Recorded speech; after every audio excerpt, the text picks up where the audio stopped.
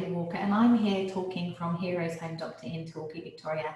Now, I wanted to give a little bit of discussion with you today about childhood immunisations. It's obviously something that anybody with children, or even adults and grown-ups, have to consider immunisations, and it's something that I just wanted to give some information about, because often children turn up, they have the immunisations and they go home, but there's not much discussion sometimes around them, and I felt this was quite a good opportunity to provide some education. Now, I'm doing this on a Zoom meeting, and I'm also doing it on Facebook Live just in case, so if you feel that I'm looking in different places, because I've got two kind of gadgets on at the same time. So I have had some questions that have been given to me through some people on some visits, and then also just some general information that I wanted to go over. So bear with me as I work my way through them, and if you do have any questions during this conversation, please feel free to send them through to me whilst we're chatting. I'll try and kind of keep on contact with them, and also if you have any later, please feel free to email them through to us, DM, comment, whatever suits you best. So basically, in regards to immunisations, and how do they work, it's something that we obviously need to be aware of. So immunisations, as we're all probably aware, are there to try and protect us from diseases that, if we're not protected, could cause serious damage to our health in regards to long-term complications or even death. So it's a really safe and effective way to try and prevent ourselves and others from these diseases that are around in the world. We try and do it in a way that obviously prevents you from actually contacting the disease itself, but obviously if you do contract it, you might end up with a less severe case or increased recovery. So it is quite essential that we look into them. Now, the vaccination itself, or the vaccine, when somebody says, are you having a vaccine or a vaccination, that's often the procedure of having a needle done, so the needle injected or the oral medication. But immunisation is actually the vaccine plus the process of your body becoming immune to it. So they can be different terms, but are often used to mean the same thing. Now, how do immunisations or vaccines work? So basically they work to stimulate our immune system, and our immune system is there to protect us from disease. So what we do is we basically expose the body to part of that virus or bacteria that we want us to become immune to. And we're giving it to the body in a way that is safe and prevents the body from actually getting the disease. But what that actual vaccine does is it stimulates the body to almost pretend that it's got the vaccine, to pretend that it's got the disease. So the body feels, has the vaccination, it wonders whether it's got the disease or not. Sorry, I've lost my train. I just got a question come up, which has lost my train of thought. But we'll see. I'll start again. So basically, when you have the vaccine, you're giving yourself a little bit of that virus or bacteria. The body then recognises that as foreign, and it stimulates the immune system. The immune system then starts working to get rid of that virus or bacteria. And what it does in the long run is it produces something called an antibody. Now, that antibody is really clever. That stays in the body almost like a memory. So if you ever then become in contact with the virus or the disease in real life, the body instantly produces these antibodies. They instantly fight that disease. And that means you either get no symptoms from it, or if you do get any symptoms, they're much milder and reduces those risks of severe complications, or they are done in, or you recover from it very quick, much quicker. So it's really, really important, these immunisations. So why do we do them? Well, the reasons why we do them are threefold, really. The first reason is that immunisations actually protect us. So if you think of your gorgeous little baby at home, you don't want them to get sick, you don't want them to get ill, you don't want them to potentially die from really serious illnesses and viruses and bacteria that are around there. So it really highly protects that individual, and usually protects them at a time when they're vulnerable. So we often give them to, like to babies when they are most vulnerable to getting very sick from these diseases. The other thing that's really important to note is that they protect others in our community. So if we're all vaccinated and we don't have the disease or the bacteria or the virus, we cannot spread it on. And that's really important, because that means that we don't spread it onto babies who might be vulnerable, we don't spread it onto elderly, or we don't spread it onto those people who are very ill with other chronic diseases. And if they get it, it can potentially be life-threatening to them. So we do it for an individual, we do it for the community. The other really important thing to note is we actually do it for our future generation. The whole idea behind vaccinations is that in the long run, hopefully we can eradicate those diseases. A little bit like smallpox in the 1980s, we managed to eradicate smallpox.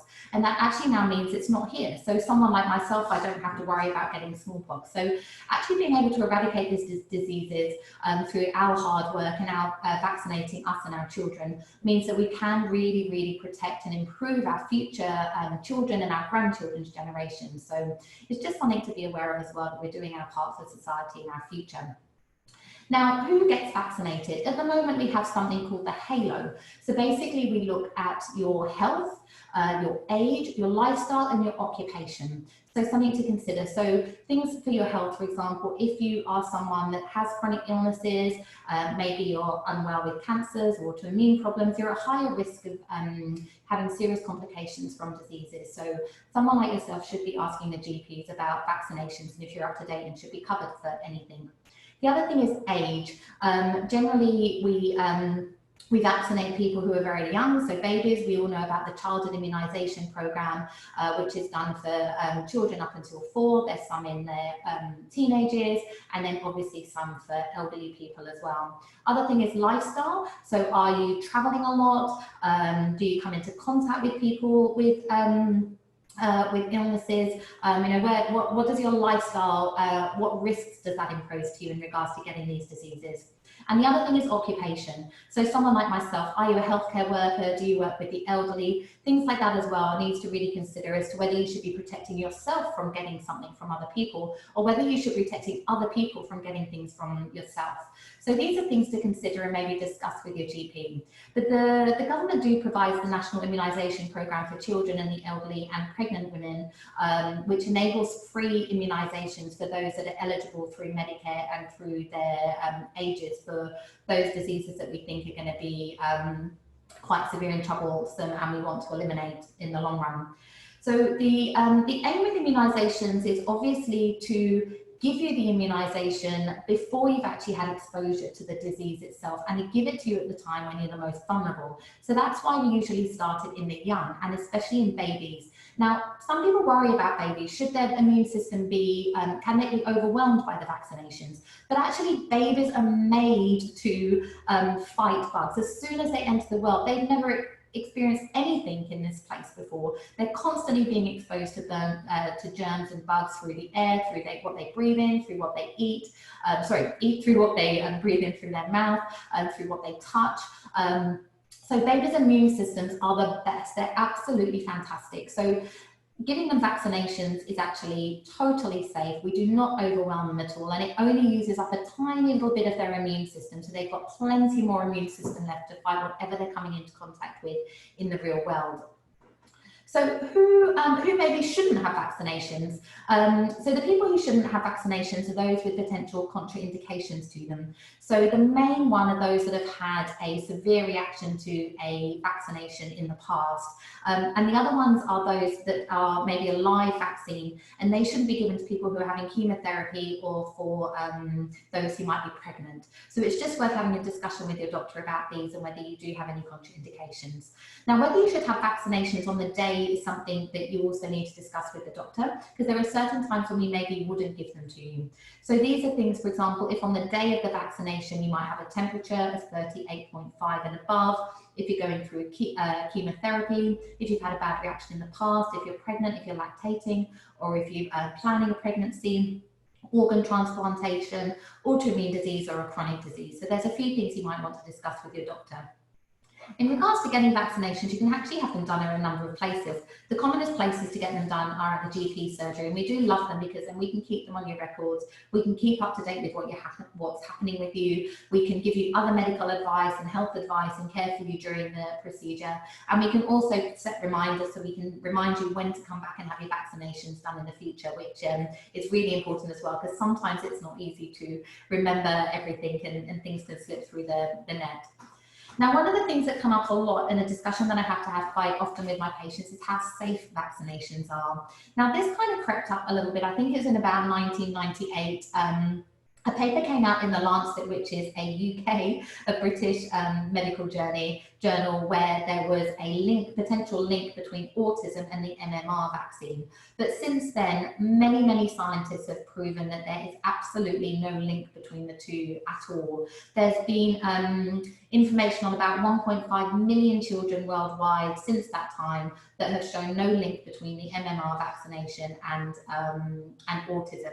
And there's also been a study in Japan done where children, where they stopped actually giving the MMR vaccine, and there was no change in the autism rate within the country when they stopped the MMR vaccine. So the paper was actually removed from the Lancet, I think it was in about 2010, and actually I think that doctor was taken off the medical board, so it did have quite serious implications, and there's no risk of autism at all. Now, most vaccines do actually take a number of years to come out to the general public, often up to 10 years to be proven, and they have major safety testings being done by the TGA. So the safety profile of them is really great, and anything that happens with vaccinations is constantly reported back to certain departments, so they can really keep an eye on what's happening and make sure that there aren't any problems with vaccinations in the long run. Now, the vaccine can contain a number of things. It contains part of the live vaccine, live virus, or it can contain a dead virus or bacteria. It can contain parts of a dead bacteria. It can contain some toxins from a bacteria. And it can also contain a very small amount of preservatives or a very small amount of antibiotics, so the vaccine can stay working. It's really tiny little amounts of things that it has, only just enough to just kind of stimulate the immune system to get it working, so it can start recognizing that virus or bacteria as a foreign body and produce those antibodies that the body needs to hold on to recognize the virus and protect you from getting the bacteria or virus in the future. Now, there can be some little side effects when you have it done. We'll go over them. Maybe we'll go over the little visit. So what we normally do in regards to having a visit, I normally recommend when you're coming up to the visit to maybe think of some questions. Everyone has some questions, and if it works better for you, especially if you're bringing your child to have their immunisation done, have a chat with your doctor or provider before you actually turn up to get the vaccine done. That way you can get all your questions answered before you're actually having to deal with the stress of stress and anxiety of having a child with you. We then recommend you bringing your blue book so that we can, green book, so we can check that your vaccinations are the correct ones that you're having. Or you can now download off the websites. What is it? Is it off Medicare? You can download the immunisation through Centrelink, the immunisations that you have had in the past, so they can be good. Or if you've had them recurrently through your GP, they should obviously have them online as well. Now, during what we normally recommend with children is actually maybe to bring them dressed in a way that we can access them properly. So one of the questions to ask maybe before you come is where the vaccinations are going to be given. We often give younger children vaccinations in their legs, and we give older children probably from 18 months onwards up in their arms. But often they can have more than one, so you might be giving it in the arms and the legs. So the difficult ones are normally the older children, the 18 months or the 4-year-olds. So to bring them in clothing where they're already accessible to those areas really reduces the stress of having the immunisations done. So for example, a 4-year-old, maybe bring them in a little top that's just got no sleeves on it, so instantly we can just put the vaccine in their arm without having to take off jumpers and coats and cardigans, which can actually cause an increase of distress. The other thing is to bring a distraction with you, so something, all the naughty things that we normally maybe tell you not to have, often having an iPad or their favourite book or their teddy bear, something that you can get them really excited about, so when they're sitting with you, you can use that distraction to obviously distract them from having the immunisation done. Some children need to be told, adjust your child as to how much you tell them. We'd say don't lie, be honest about them. Vaccinations do hurt, but maybe reduce the anxiety. So rather than saying, oh my God, it's going to hurt, let's say, right, you're going to have your vaccination. Say, how good is that going to be? It's going to be so exciting. I'm so proud of you. You're so big now. This is really going to keep you healthy. It's going to protect your friends. Like, we're so proud of you for doing this for us. It'll be a little tiny little sharp bit, but we'll give you big hugs, and afterwards I think it's really important to maybe suggest a treat of some kind. Now, people are a little bit against giving lollies or treats as that, because there have been links between treating pain with food to potentially having that risk in the future that you comfort eat, I suppose. But I think every now and then it's fine. We often find giving a lolly straight afterwards, don't tell the dentist this, actually has the best impact.